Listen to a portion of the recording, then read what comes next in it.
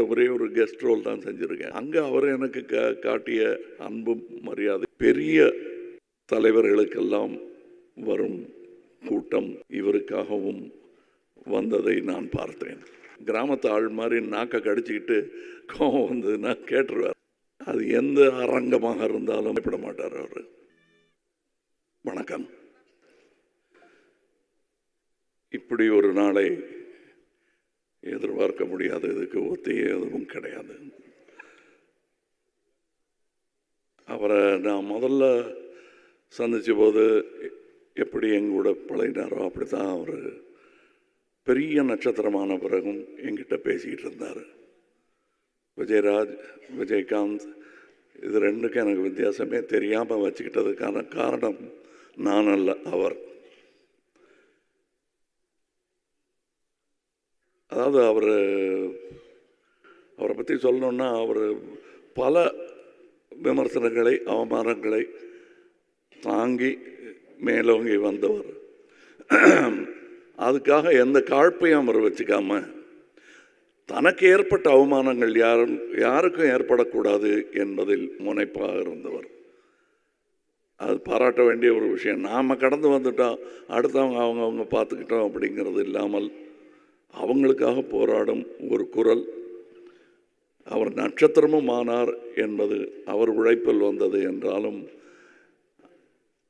ஆரம்ப நடிகர்களுக்கு, கடைநிலை நடிகர்களுக்கெல்லாம் அவர் ஒரு குரலாக இருந்தது அவர்கள் செய்த பாக்கியம். தமிழக அரசியல் வரலாற்றில் பெரிய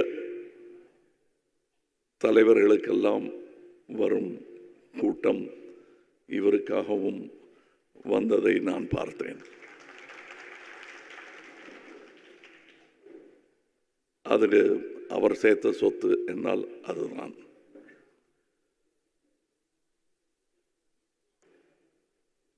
அவர் கொடுக்கறது பல பேருக்கு தெரியாது.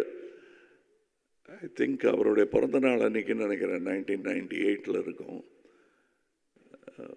தினமணியில் ஒரு கட்டுரை வந்தது. அவர் இறந்த அன்னைக்கு ஒரு கட்டுரை போட்டிருந்தார் எம் பாண்டியராஜன்.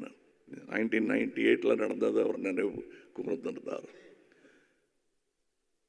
சீட்டு கிடைத்தும் படிக்க வசதி இல்லாமல் இருந்த 3 என்ஜினியரிங் காலேஜ் மாணவர்களை பற்றிய செய்தி அது. அந்த செய்தியை படிச்சுட்டு பத்திரிகை ஆஃபீஸுக்கு ஃபோன் பண்ணி அவங்களுடைய விடுதி, கட்டிடம், படிக்கும் வசதி எல்லாத்தையும் 3 பேருக்கு ஏற்பாடு பண்ணி கொடுத்துருக்காரு அவர். இது 25 வருஷத்துக்கு முன்னாடினது.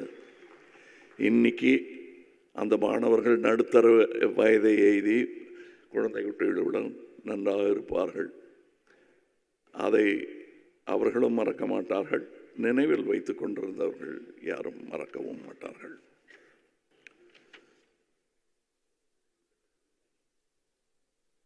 எழுபது 80களில் அந்த சமூக அரசியல் கோவங்களை எல்லாம் பிரதிபலிக்கும் ஒரு சினிமா உருவமாக விஜயகாந்த் அவர்கள் திகழ்ந்தார் என்றால் மிகையாகாது. கண்டிப்பாக அது ஒரு, எனக்கு அவர்கிட்ட நான் அவருடைய இரங்கல் கூட்டத்தில் அன்னைக்கு அவர் பூதவுடல் அங்கே இருக்கும்போது நான் சொன்னேன், எனக்கு அவர்கள் பிடித்த பல நல்ல குணங்களில் ஒன்று அவருடைய நியாயமான கோபம் என்று. இன்றைக்கும் அவர் ஒரு கிராமத்து ஆள் மாதிரி நாக்கை கடிச்சிக்கிட்டு கோபம் வந்ததுன்னா கேட்டுருவார், கேட்க வேண்டியது. அது எந்த அரங்கமாக இருந்தாலும் அதுக்கு பயப்பட மாட்டார் அவர். அந்த துணிச்சல் பல நேரங்களில் நடிகர் சங்கத்துக்கே உதவியாக இருந்திருக்கிறது. அதற்கு சாட்சி இங்கே இருக்கும் நடிகர்கள். அவர் நடித்த முதல் படம் ஆக்சுவலி அது ஒரு திரைப்பட விழாவுக்கு போக வேண்டிய படம். தூரத்து இடி முழக்கம் போயிற்று. அதிலிருந்து ஒரு கமர்ஷியல் ஹீரோவாக அவர் பெயர் எடுத்தது. அது அவர் திறமை, அவருக்கு கிடைத்த வாய்ப்புகள். இப்போ ராதா ரவியர்கள் பேசும்போது சொன்னார்கள், கூட துணை நடிகர்களிடம் கூட இதை எப்படி செய்யலாம்னு கேட்குற அந்த எளிமை. நானே அவர் கூட ஒரே ஒரு கெஸ்ட் ரோல் தான் செஞ்சுருக்கேன். அங்கே அவர் எனக்கு காட்டிய அன்பும் மரியாதையும் இன்றும் ரீங்கரிக்கிறது.